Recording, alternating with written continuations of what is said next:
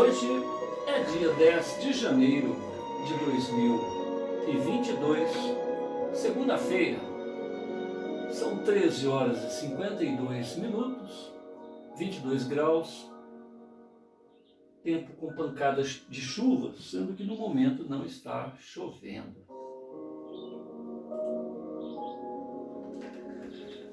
Nós estamos realizando o culto cristão no lar em Franca, São Paulo. E optamos pela leitura desta obra, Lírios de Esperança. Lírios de Esperança é uma obra da série Atitudes de Amor, da editora Dufour, Educando Corações. Uma obra trazida ao plano físico pelo espírito Hermance Dufour, pelas mãos de Vanderlei S. Oliveira. É um livro da série Atitudes de Amor. Lírios de Esperança, uma nota da editora.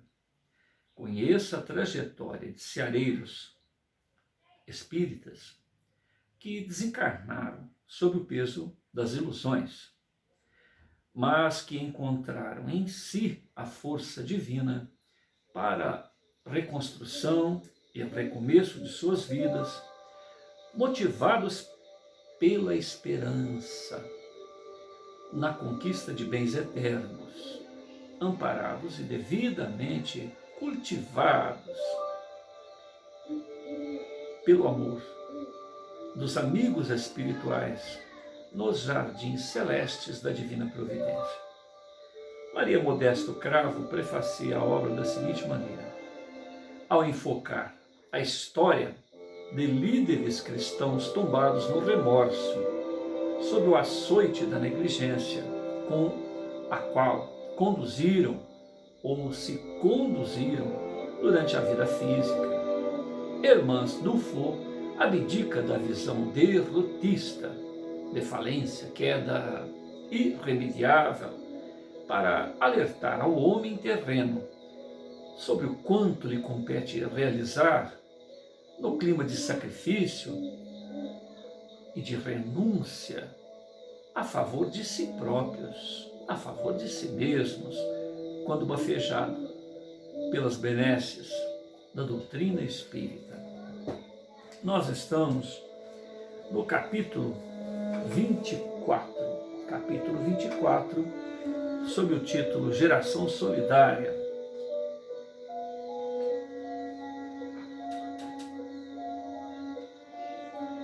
Está no item 29 de A Gênese, capítulo 18, A Geração Nova.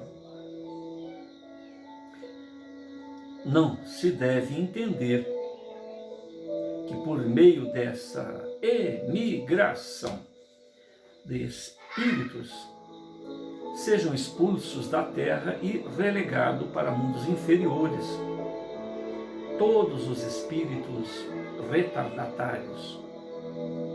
Muitos, ao contrário, aí voltarão, porquanto muitos aos que são, porque cederam ao arrastamento das circunstâncias e do exemplo. Olha que interessante. Não se deve entender que por meio dessa emigração de espíritos sejam expulsos da terra e relegados para mundos inferiores todos os espíritos retardatários.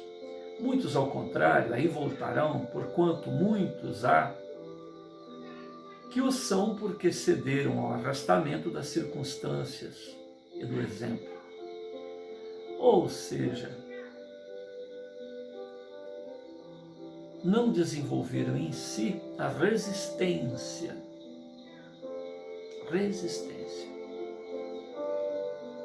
São pessoas que cederam ao propósito de agirem como se fossem gado, em meio a tantos exemplos que nos envergonham a história humana, tantos e tantos exemplos que parece até uma coisa normal. E estas pessoas cuja resistência moral não está ainda consolidada seguem o exemplo.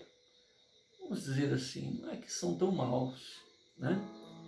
Eles cederam simplesmente ao arrastamento pelas circunstâncias e pelo exemplo dos maus que, na sua maioria, compartilharam.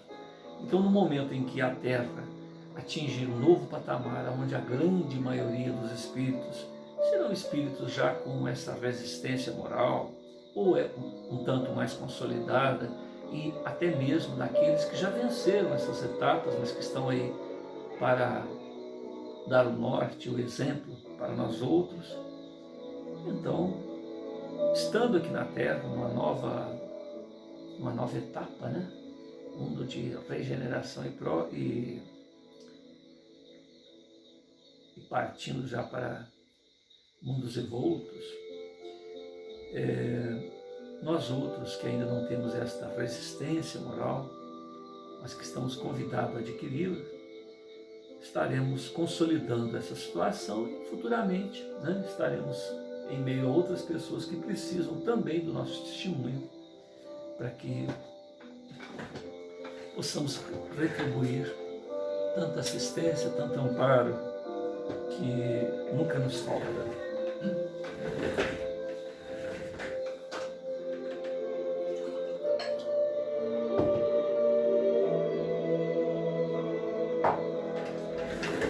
Irmãs do Fogo inicia o capítulo 24, Geração Solidária, da seguinte maneira: após intenso labor, em dias seguidos de auxílio, socorro, Dona Modesta convidou Cícero Pereira, Marcondes e Selena para um instante de entretenimento em sua residência nas cercanias do Hospital Esperança. O momento era de intimidade.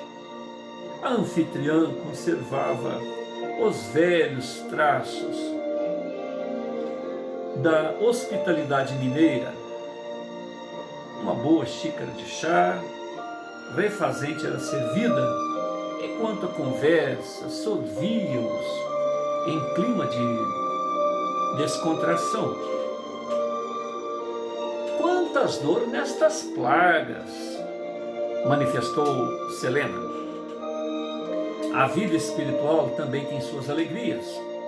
Não é mesmo, Dona Maria? Atalhou o professor Cícero. É verdade. Muitas alegrias. Dona Modesta foi informada, em conversa de rotina com os servidores do hospital, que a senhora guarda vínculos profundos com algumas criaturas no plano físico. Seria a senhora mentora deles? Ah, Selena, a história é longa. Deseja mesmo saber os detalhes? Adoraria, Dona Modesta. Estávamos em plena década de 40. O Sanatório Espírita Uberabense comemorava conquistas essenciais junto ao trabalho desobsessivo dos pacientes ali internos.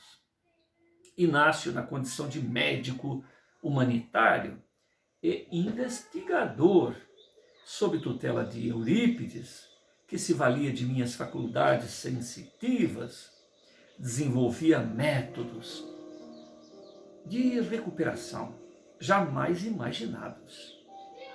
Nossas reuniões de intercâmbio obedeciam ao critério da espontaneidade. Nossas reuniões de intercâmbio obedeciam ao critério de espontaneidade.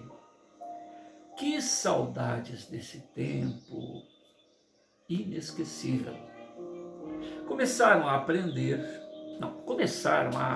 aparecer da parte do Dr. Bezerra a esse tempo alguns pedidos de socorro para almas tratadas com desvelado carinho pelo benfeitor. Seu amor era tanto que me penalizava pela situação daqueles espíritos. Alguns eram justiceiros, assalariados de organizações ligadas aos dragões da maldade. Doutor Bezerra dizia: o socorro medianímico a essas almas tombadas significa o trabalho paciente de investir no futuro luminoso da humanidade. Repetindo, o socorro medianímico a essas almas tombadas significa o trabalho paciente de investir no futuro luminoso da humanidade. Um dia eles usaram a força e a inteligência de que são depositários na implantação. Um dia eles, estes assalariados, das organizações ligadas aos dragões da maldade, um dia eles usarão a força, a inteligência de que são depositários na implantação do reinado do bem. Falta-lhes direção. Olha que, voltando aqui ao texto, Muitos, ao contrário, aí voltarão, porquanto muitos há que o são, ou seja, são espíritos que em tese poderiam ter sido expulsos da terra. Muitos o são porque cederam ao arrastamento das circunstâncias e do exemplo. Agora voltando aqui, nossas reuniões de intercâmbio obedeciam ao critério da espontaneidade. Aqui ela já faz um alerta, porque nos dias de hoje as atividades medianímicas obedecem a uma cartilha, uma formalidade que precisa ser revista. Que saudades desse tempo inesquecível começaram a aparecer por parte do Dr. Bezerra. Há esse tempo, alguns pedidos de socorro para almas tratadas com desvelado carinho pelo benfeitor. Seu amor era tanto que me penalizava pela situação daqueles espíritos. Alguns deles eram justiceiros, assalariados de organizações ligadas aos dragões da maldade. Doutor Bezerra afirmava: socorro medianímico a essas almas tombadas significa o trabalho paciente de investir no futuro luminoso da humanidade. Um dia esses assalariados das organizações ligadas aos dragões da maldade, usarão a sua força e a sua inteligência, de que são depositários na implantação do reinado do bem. Falta-lhes direção. Nossa tarefa, portanto, reveste-se de grande importância ante o contingente de medidas levadas a efeito pelos organizadores planetários em favor dos destinos regenerativos de nossa amada Terra. Laços estreitos nos ligam a esses corações na tessitura do tempo. Naquele tempo, nunca vou me esquecer, em um sábado, no início da década de 50, após desgastantes atividades no sanatório, fui me refazer um pouco em meu quarto, estava sentado à beira da cama, quando adentrou Eurípides e falou-me: Dona Modesta, temos que ter muito carinho com essas almas que estamos assistindo nas reuniões de intercâmbio. Perguntei-lhe espontaneamente: benfeitor, existe algum motivo especial? Nossos irmãos têm medo da reencarnação. Querem proteção temem fracassos. Como peregrinaram pelo caminho obscuro da justiça impiedosa, sabem também que podem ser cobrados e castigados. Como poderei ajudar, querido benfeitor? Eles estão sendo preparados para um glorioso futuro. Sabem que a senhora tem o tempo de vida física traçado. Sabem também que é esperta por aqui para assumir graves responsabilidades junto ao Hospital Esperança. Então, muitos deles, especialmente os que guardam vínculos com o nosso passado, têm nos pedido tutela e amparo. Regressarão nesta década e na seguinte com tarefas definidas. Terei condições de realizar algo? Eles esperam que os conforte com a promessa de assisti-los ao longo da tarefa de reerguimento consciencial, enquanto na carne pedem o seu aval, dona Modesta. Mas não seria melhor que Inácio, quem os doutrina, fizesse esta fiança? Ou mesmo você, meu benfeitor, já que se encontra liberto do corpo e dando-lhes tanto carinho? Eles sentem o seu amor de mãe, Modesta. Querem a senhora e têm o nosso consentimento. O que preciso fazer para que possam acreditar que vou ampará-los? Regressaremos com muitos deles nas reuniões para o diálogo promotor destas promessas de luz. Olha a importância da moral, né? Mas podereis saber a razão de tão carinhosa manifestação de carinho do Dr. Bezerra para com estes corações? Eles retornarão como lírios de esperança em meio ao charco de suas próprias dores, colhidos, preparados pelo Paladino do Amor, com missões junto à obra redentora do Cristo. Querido benfeitor, com tantas lutas e sentimentos, como podem ser mensageiros do Cristo? Olha que interessante, hein? Trazem o coração encharcado de culpas, de dores, entretanto são almas valorosas pela disposição comunitária que apresentam em suas inúmeras trajetórias carnais, dona Modesta, para que possa entender como Deus assiste almas deste porte moral, estude o belíssimo texto A Geração Nova, contido em A Gênese de Allan Kardec.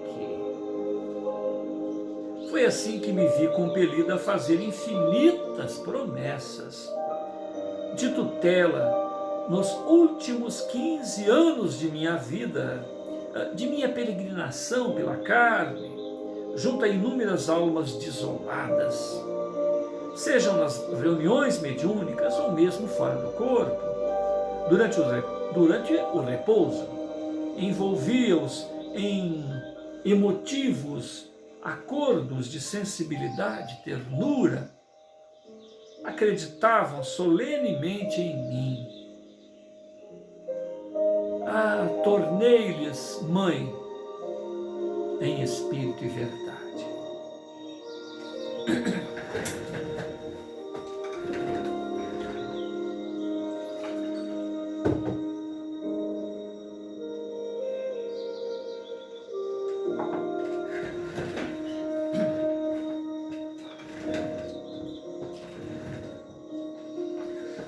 Eu passaria para cá e eles para o corpo, com sinceridade, enquanto no corpo não imaginava, satisfatoriamente, dentro de meu espírito indagador, sobre como daria semelhante destino. Desencarnei. E uma das primeiras iniciativas do Dr. Bezerra foi dizer-me que precisava conhecer meus filhos, filhos adotivos na Terra, que foram atendidos pelas minhas faculdades mediúnicas. Tinha dentre 2 a 15 anos de vida física. Lembro-me que a primeira criança visitada era ainda uma menina muito clara. Ao vê-la, chorei copiosamente, sem saber exatamente a razão. Visitei-os, um a um. Eram quase 30 os meus filhos, todos médiuns, espalhados por este país do Evangelho. Passaram a ser parte intensa das minhas realizações nesta casa de amor. Estão, pouco a pouco, com tenazes lutas interiores, buscando a própria redenção. Com o tempo, assumirão tarefas doutrinárias. Tenho procurado, com auxílio, orientação do mais alto, uni-los pelos laços sacrossantos da fraternidade, da afinidade de propósitos. O cumprimento do compromisso assumido significa redenção espiritual de muitos, para muitos deles. Acompanhar aos passos de meus tutelados, meus filhos do coração, tornou-se a mais gratificante tarefa.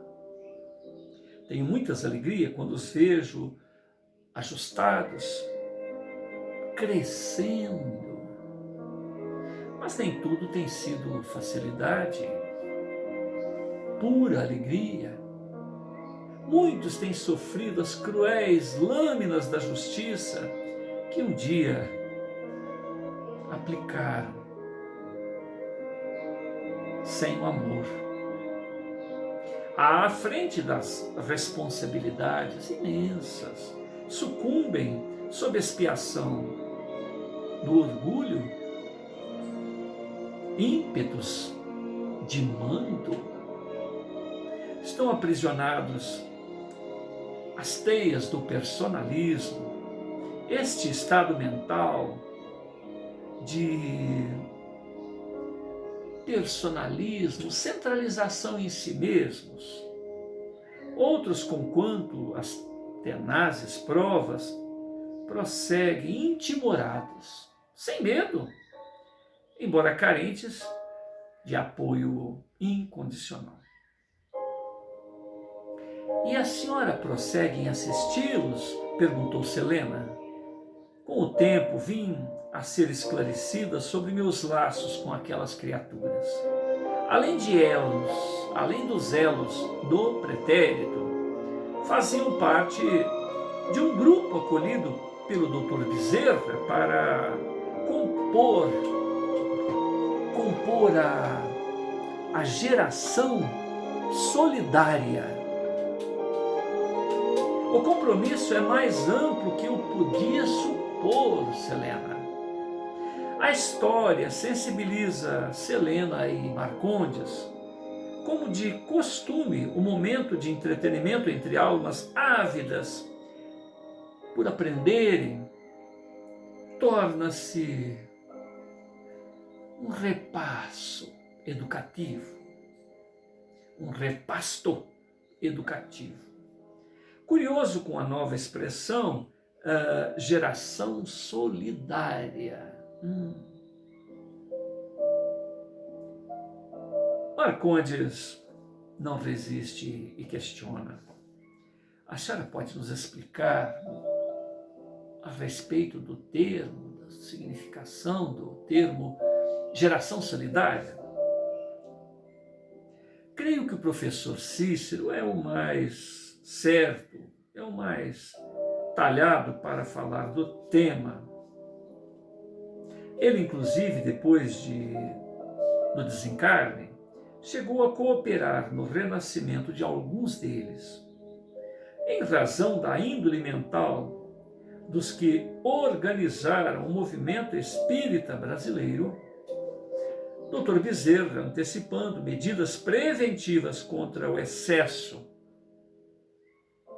institucional, em plena década de 40, iniciou os preparativos para reencarnar 80 líderes, com tarefas definidas junto à coletividade doutrinária. Repetindo, em razão da índole mental dos que organizaram o movimento espírita brasileiro, movimento de unificação, Dr. Bezerra, antecipando medidas preventivas contra o excesso institucional, em plena década de 40, iniciou os preparativos para reencarnar 80 líderes, com tarefas definidas junto à coletividade doutrinária. A geração solidária tem esse nome porque solidariedade indistinta. Solidariedade indistinta.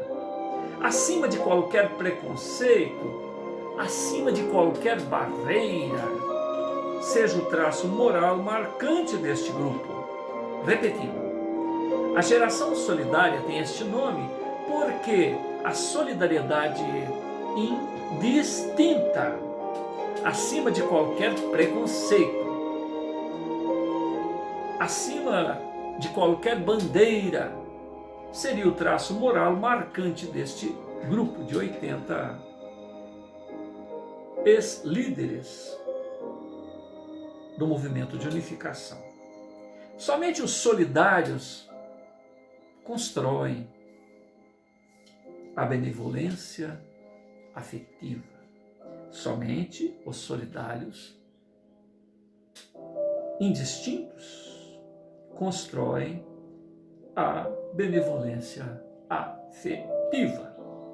Se formos apenas tolerantes, bons trabalhadores, sem o quinhão da solidariedade,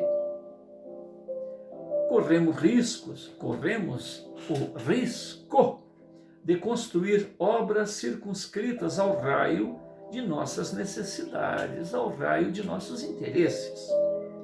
A solidariedade é composta pelos exercícios da inteligência, da ação sacrificial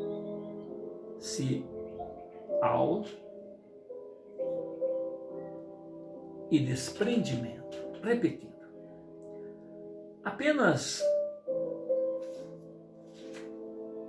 se formos apenas tolerantes, bons trabalhadores, sem o quinhão da solidariedade, corremos o risco de construir obras circunscritas ao raio de nossas necessidades e de nossos interesses.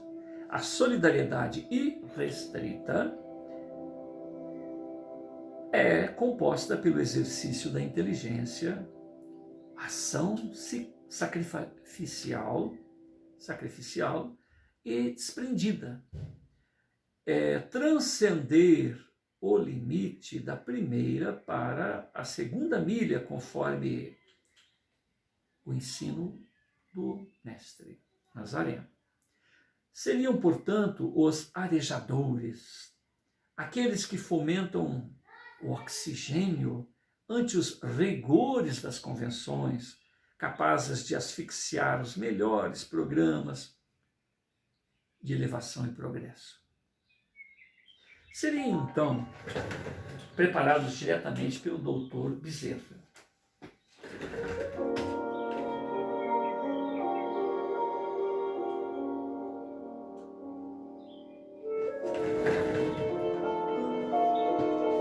repetindo.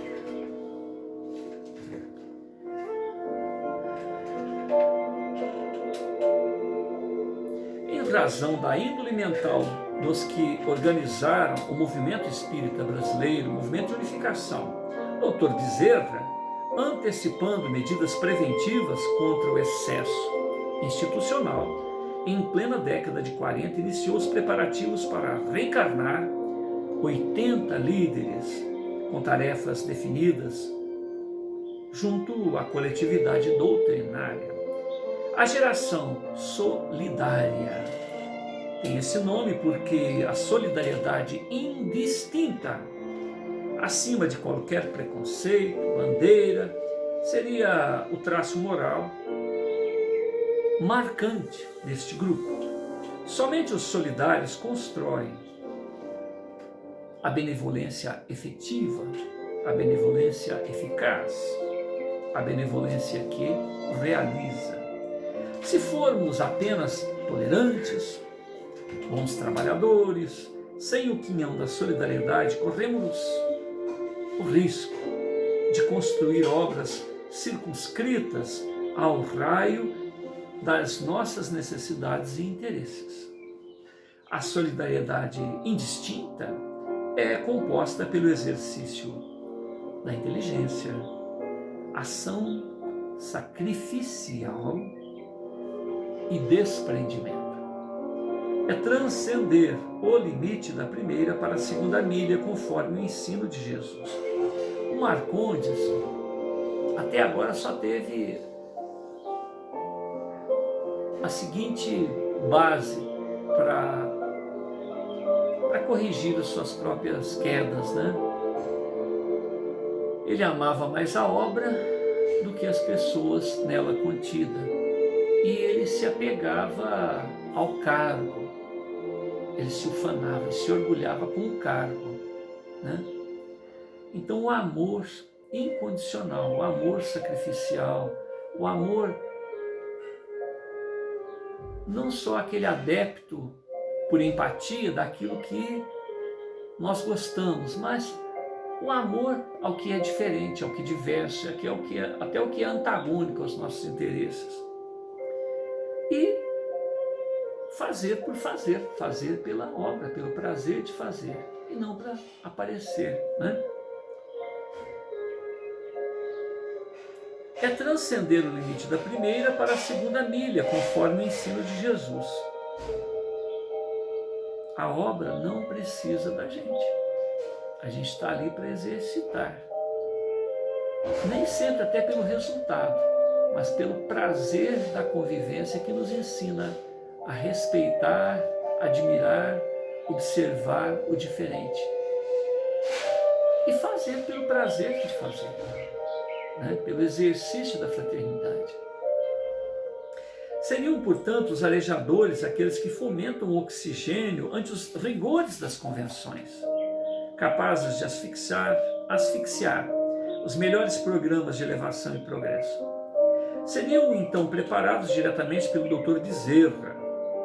Um grupo de educadores ligados ao coração de Eurípides passaram a ser os preceptores do projeto à frente de Comênios, almas de elevada estirpe moral que prepararam 80 líderes com as mais legítimas noções de educação pelo coração, acendendo a chama de aspiração de um porvir redentor para todos eles. Até hoje, continuam velando pelos passos de nossos irmãos. Devidamente orientados, os 80 servidores foram incumbidos de romper com os limites, ampliando os horizontes das áreas em que cada qual ficou responsável. Ampliariam conceitos e trabalhariam com muitos intentos renovadores na comunidade doutrinária. Atuariam em que áreas? 30 deles em um programa da mediunidade, cuja missão seria dilatar a noção sobre a interação das sociedades física e espiritual. culminando em uma visão mais realista, multifacetada da esfera extrafísica. Outras 30 seriam os expoentes da cultura, pensadores com a missão de fertilizarem a gleba com uma visão pluralista, pluralista, rica de diversidade, cujos conceitos dilatem a fé racional, dissolvendo o dogmatismo, preconceito. Os 20 operários para a fundação dos institutos com os traços organizacionais da cidadania espírita, uma interação de conhecimentos e um campo de trocas para alavancar o progresso social. A geração solidária tem por missão corroborar com a implantação do período social do Espiritismo previsto por Allan Kardec na Revista Espírita em novembro de 1869. A esses 80 corações foi entregue a santificada oportunidade de edificarem os pilares para o tempo da maioridade na coletividade doutrinária. Repetindo. Seriam então preparados diretamente pelo Dr. Bezerra, manifestou Marcondes, um grupo de educadores ligado ao coração de Eurípides Barçanufo. Passariam a ser os preceptores do projeto, tendo à frente comênios, almas de elevada estirpe moral, que prepararam os 80 líderes com mais legítimas noções de educação pelo coração, acendendo a chama da aspiração de um porvir redentor para todos eles.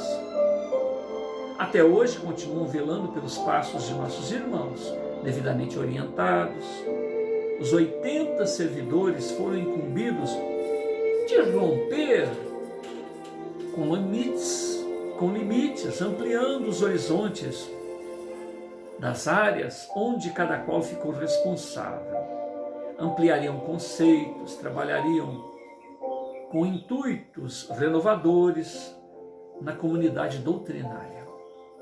Atuariam em quais áreas? Questionou Marcondes.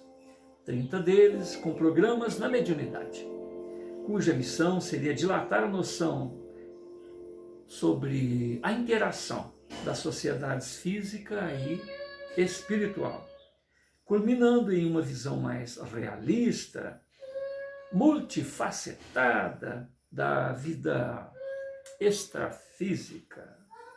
Outros 30 seriam os expoentes da cultura, pensadores, com missão de fertilizarem a gleba com visão pluralista, rica de diversidade, cujos conceitos dilatassem a fé racional, dissolvendo o dogmatismo e o preconceito. Os 20 operários para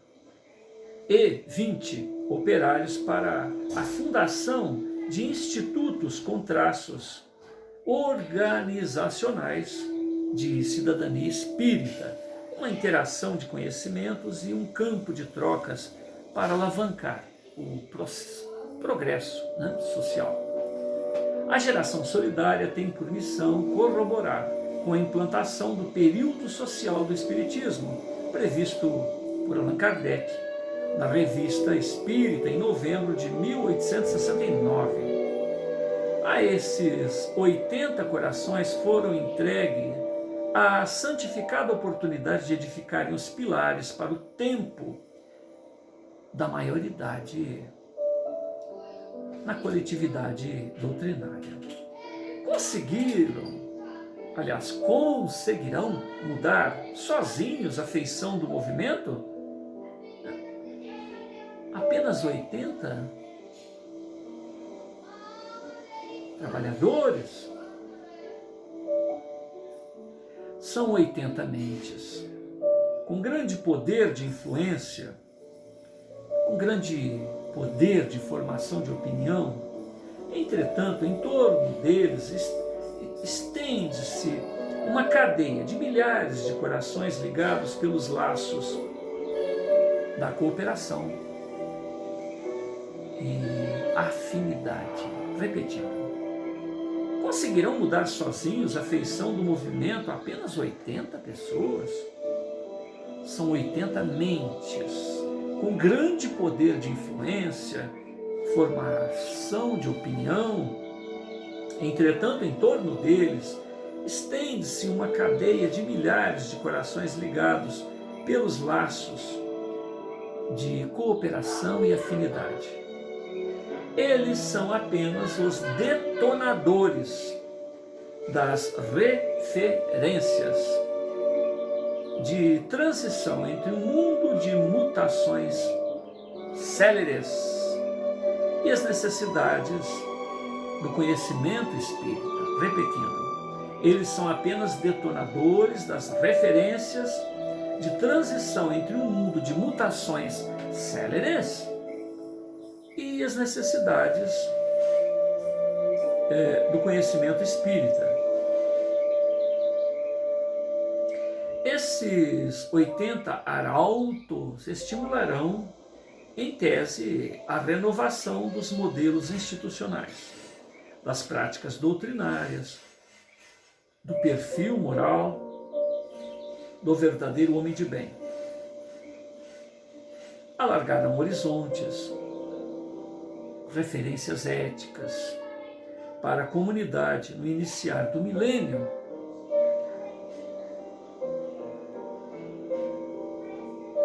focadas no trabalho, em equipe, focadas no trabalho em equipe. E acima de tudo, Marcondes, no compromisso com a causa e não com a casa, com a instituição. Apesar das lutas que carregam, poderiam considerá-los missionários. São almas com experiências sucessivas nas áreas em que assumiram compromissos. Os médiuns são corações que já estagiaram nas furnas da maldade, guardando em seu psiquismo uma ideia clara das movimentações da perversidade. Dotados de larga resistência mental, serão sementes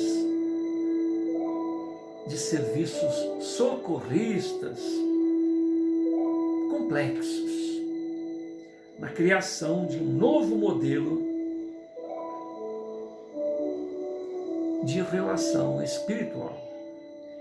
Os pensadores são os corações que desenvolveram a arte de comunicar ideias novas, conectadas à base universalista do Espiritismo, convergindo a ação espírita para uma relação sadia e uma ética de cidadania com a sociedade.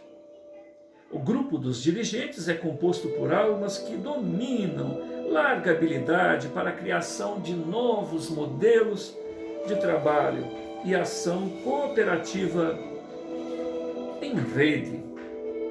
Repetindo, apesar das lutas que carregam, poderíamos considerá-los como missionários, dona...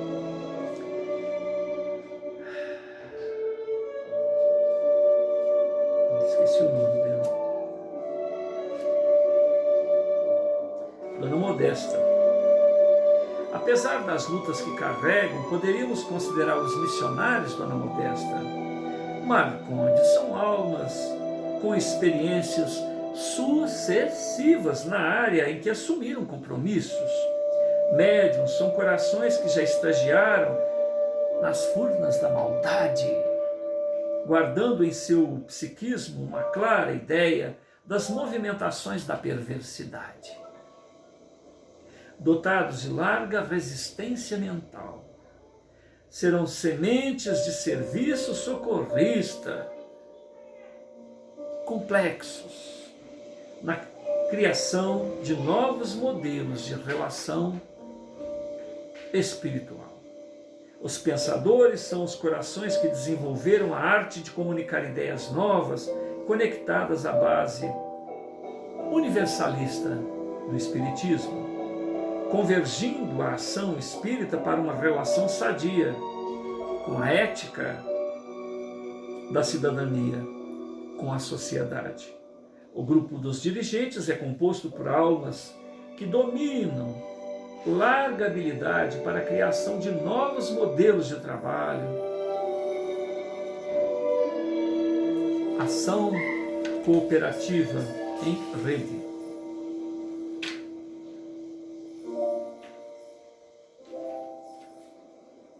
Quer dizer que reencarnaram na década de 40? Voltou a participar Selena. Alguns nos fins de 40 e a maioria na década de 50. Esses 80 líderes poderão falhar? São cartas vivas de esperança a serviço da obra redentora do Cristo. São sementes férteis em novos tempos. Virão depois os cultivadores, os arautos de uma nova civilização no campo social. Existem chances enormes de se desviarem, Selena. Entretanto, o contingente de dor e amargura experimentado nos sucessivos fracassos de outras tentativas ser-lhes-ão de esteio seguro, promissor. Além disso, pela envergadura da tarefa que se submetem, serão alvo de muito amparo, Selena, tendo em vista a natureza árdua de suas missões. Repetindo, esses 80 líderes poderão falhar? São cartas vivas de esperança a serviço da obra redentora do Cristo. São sementes férteis de novos tempos. Virão depois os cultivadores, os arautos de uma nova civilização no campo social. Existem enormes chances de se desviarem.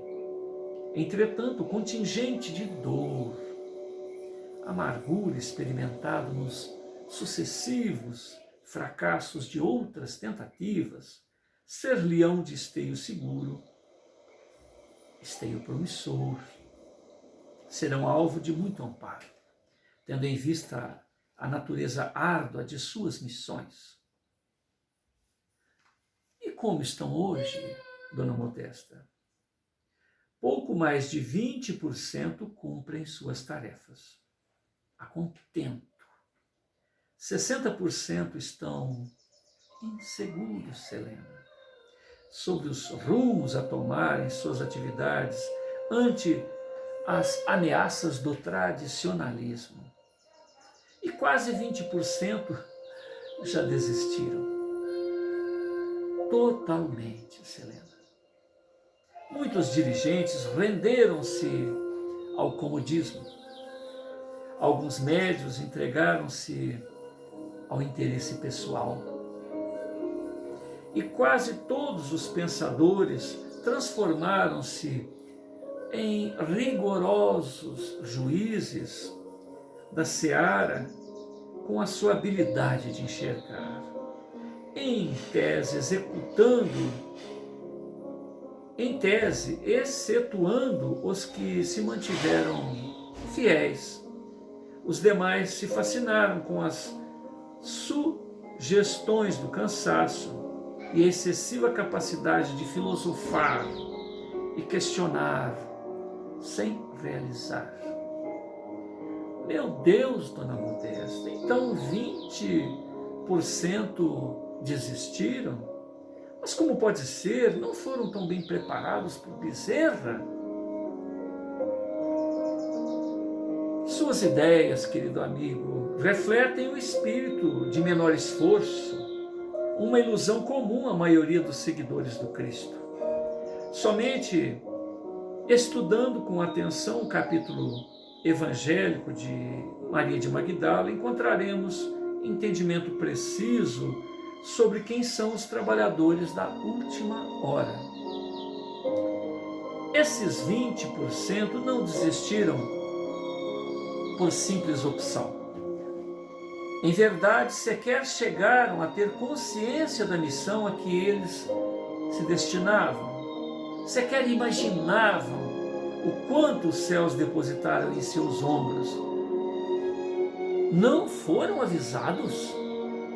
Diz o Evangelho segundo o Espiritismo, no capítulo 21, item 9. Outra consideração: os verdadeiros missionários de Deus ignoram-se a si mesmos. Em sua maioria, desempenham a missão a que foram chamados pela força do gênio que possuem, secundado pelo poder oculto que os inspira e os dirige a mau grado, mas sem desígnio premeditado. Numa palavra, os verdadeiros profetas se revelam por seus atos, são adivinhados, ao passo que os falsos profetas, eles próprios, se proclamam enviados do Altíssimo. O primeiro é humilde, modesto, o segundo é orgulhoso, cheio de si, fala com altivez, e como todos os mendazes, parece sempre temeroso de que não recebam o crédito. Mendazes. Portanto, uma missão verdadeira nunca é revelada, é descoberta, é construída. Somente agora, depois do esforço sacrificial de quantos se mantêm firmes na empreitada, convém nos dar notícia ao mundo sobre tal assunto, considerando a extensão das responsabilidades assumidas por esses arautos de diversidade. Arautos de diversidade. Esses 80 homens e mulheres estão em plena maturidade das forças físicas.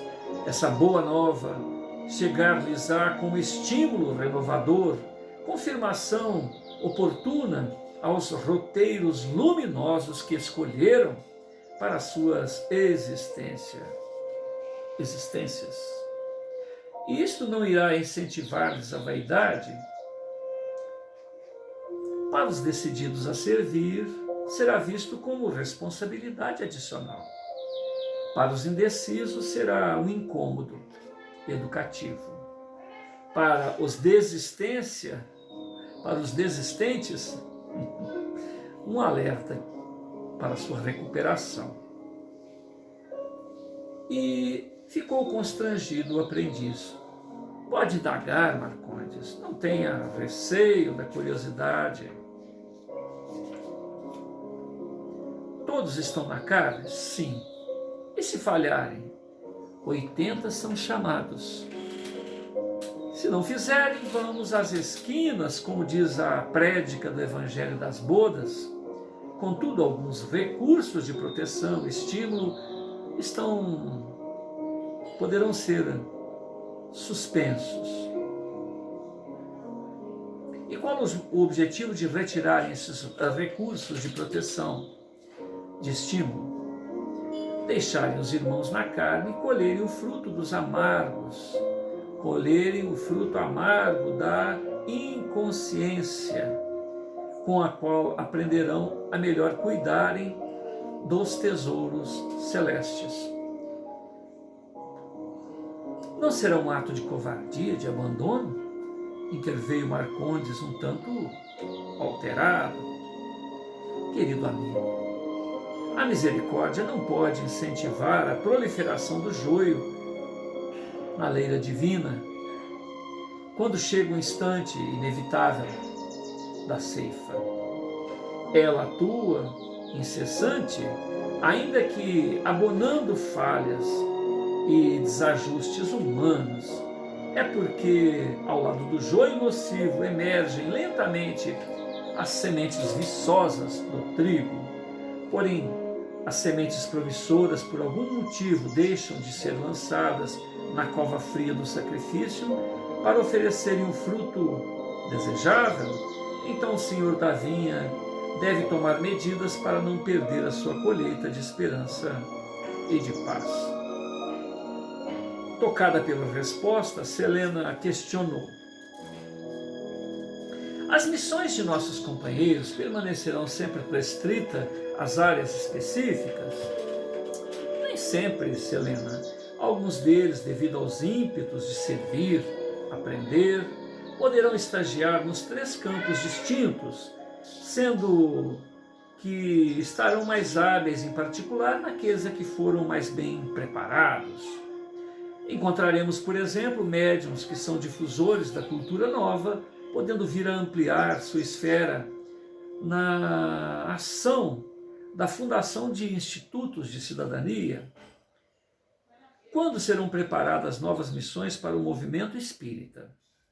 Minha filha, todos os dias são preparadas corações, mentes, pelo Espírito Verdade para servirem a sua obra. Não imagine a geração solidária como um acontecimento isolado ou de importância histórica incomparável. Então o doutor Bezerra já preparou outros missionários? Não somente ele, mas todos os servidores do amor incondicional não cessam em medidas para implantação do bem na terra. A geração solidária foi apenas a primeira leva coletiva de espíritos que fizeram seu projeto reencarnatório a partir de uma missão delineada integralmente dentro do Hospital Esperança. Após quase uma década de funcionamento, já que foi criado no iniciar da década de 30, os trabalhos se especializando a ponto de construir ou de constituir um núcleo avançado de reencarnações, conquanto não seja a sua especialidade. Dr. Bezerra solicitou a Eurípides a ajuda para a comunidade espírita nos idos de 1940.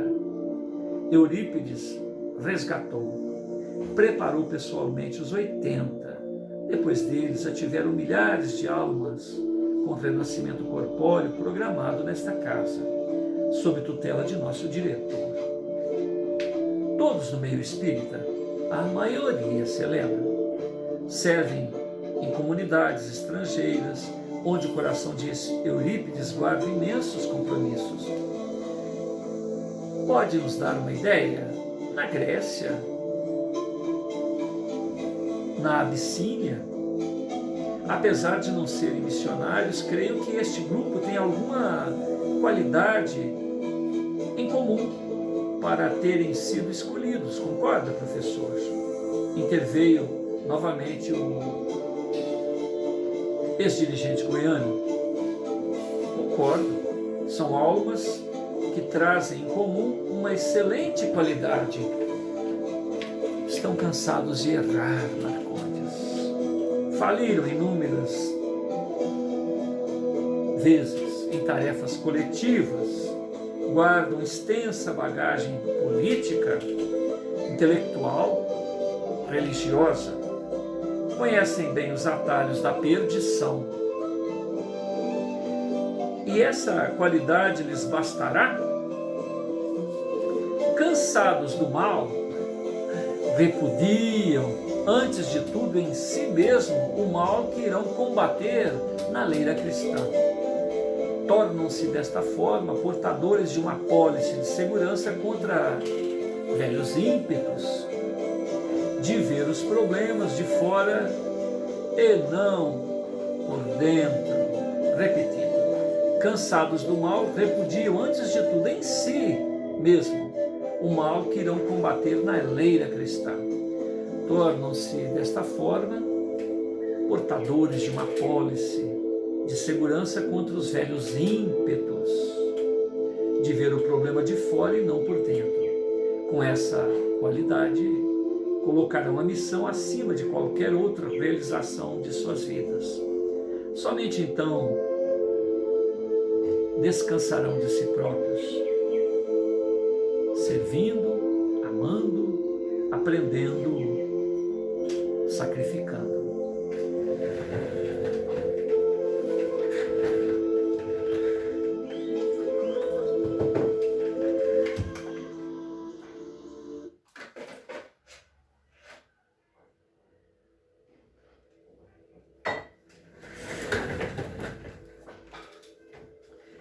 Desculpe-me a insistência, dona Modesta. Desculpe-me a insistência, mas o senhor ainda não me respondeu. Somente com estas qualidades terão êxito? Jamais podemos assegurar o êxito a quem quer que seja na reencarnação. Tomamos sempre providências cautelares. O Hospital Esperança lhes será abrigo, mimo, refazimento. Todavia, para ser mais claro, posso lhes assegurar que somente este quesito pode não lhe ser suficiente contra a lisonja, o personalismo. Confiamos muito mais em outra medida de vigilância adotada em seus projetos reencarnatórios. E qual é? A condição de parceiros afetivos. Corações que lhes são arrimo emocional indispensável ao tentâneo. O senhor está falando de proteção espiritual especial? Não, a proteção será especial no que tange aos recursos de nosso plano. Nenhum projeto de amor sobrevive sem esse vínculo de amparo, as trincheiras de amor ao Cristo. Os ataques sutis dos antipatizantes do bem se renovam a cada dia em inteligência, em persistência. Contudo, por mais misericórdia de nossa parte, os que nos achamos fora da matéria densa, não ultrapassaremos o valor dos parceiros afetivos que o homem pode encontrar em seu próprio plano de ação. Quem são esses parceiros, professor?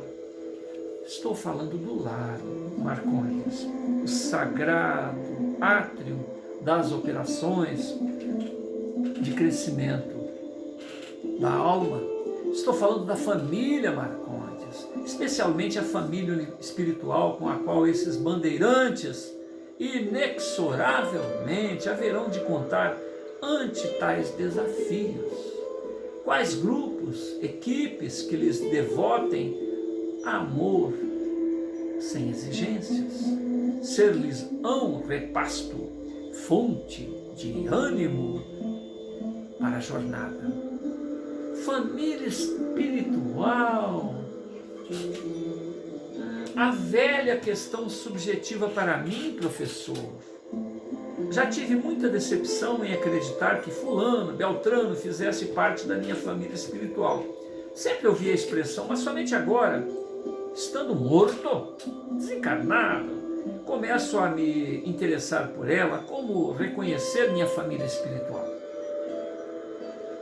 Dona Modesta, atenta ao diálogo, depois de terminar com seu chá, com muita fleuma, dirige-se ao professor. Permita-me, professor. Ninguém melhor do tema para falar que a senhora, Dona Modesta.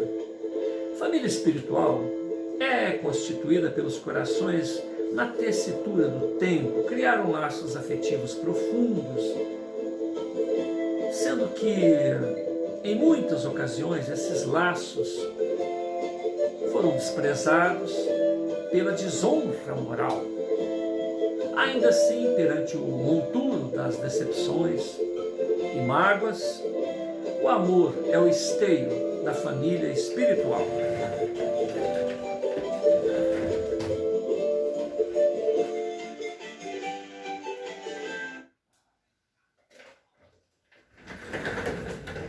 Nesse capítulo das obras espirituais, muitos de nós somos colocados pela reencarnação no caminho de nossas afinidades. Como a Terra ainda é uma escola de reeducação, tais afinidades, resgatadas pelo esquecimento do passado, surgem nas fileiras dos serviços doutrinários, atraindo-nos para uma proximidade espontânea, um encanto para caminhar junto no ideal de enobrecimento moral. Entretanto, se descuidarmos de viver os convites da boa nova evangélica, podemos reativar as sombras do pretérito. Nessa conjuntura, mesmo os afins serão convocados a intenso esforço de recuperação para se amarem, sendo-lhes exigidos tributos de sacrifício, renúncia, abnegação, ternura, no intuito de conseguirem manter as obras que ergueram sob a égide da espiritualização. Então, nem mesmo as afinidades são garantias de êxito. Afinidade, sim, contudo, afinidade, sim, como tudo que na vida nos brinda para celebrar o bem, são responsabilidades pelas quais devemos zelar com a máxima prudência para que jamais se transforme em pasto de arbitrariedade, espelho para projetar nossas carências. Afinidade espiritual deve significar arrimo para a confiança, estímulo para crescer sem os equívocos da ilusão. Seja como for, esteja certo que, mesmo entre os afins, a construção do reino do Cristo na intimidade exigirá tempo, devoção, para a construção das relações sadias e duradouras, que libertem, que edifiquem os valores imortais. Pelo que vejo, tinha conceitos muito superficiais da afinidade espiritual. Para muitos, afinidade é estar com aquele que pensa da mesma maneira, que tem os mesmos gostos. E não é.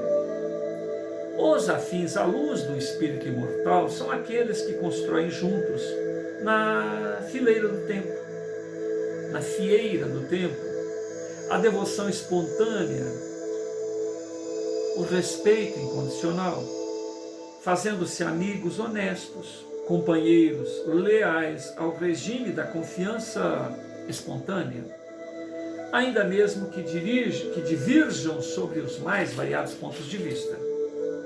Na obra do Cristo, os afins são aqueles que decidem se amar, apesar das diferenças. A conversa tomava rumos instrutivos, sem perder o encanto do momento festivo, um verdadeiro recreio educativo. Professor Cícero e Dona Modesta já haviam repetido a mesma história infinitas vezes, contavam-na como se fosse uma novidade e com desvelo. Próxima leitura, capítulo 25, Planos para o Futuro, na página 283.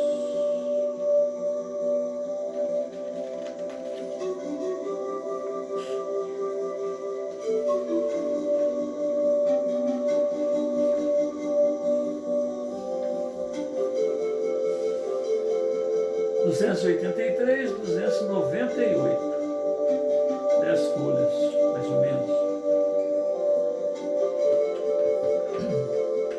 Apenas um lembrete, nós lemos esses textos de inopino, né? sem uma pré-leitura. Então, muitas das vezes, vocês vão observar alguns capítulos sendo relidos, porque uma vez lido e gravado, né, a gente ouve depois da gravação para ver como é que saiu, a gente faz uma releitura na intenção de dar uma tônica maior, uma visão mais tranquila, mais segura em relação ao assunto. Senhor Jesus, nós te agradecemos pela oportunidade desse estudo, dessa leitura. Agradecemos a presença dos amigos espirituais que nos socorrem, diminuindo os nossos embaraços, para que algo de bom, de produtivo, possa sair nesse nosso estudo.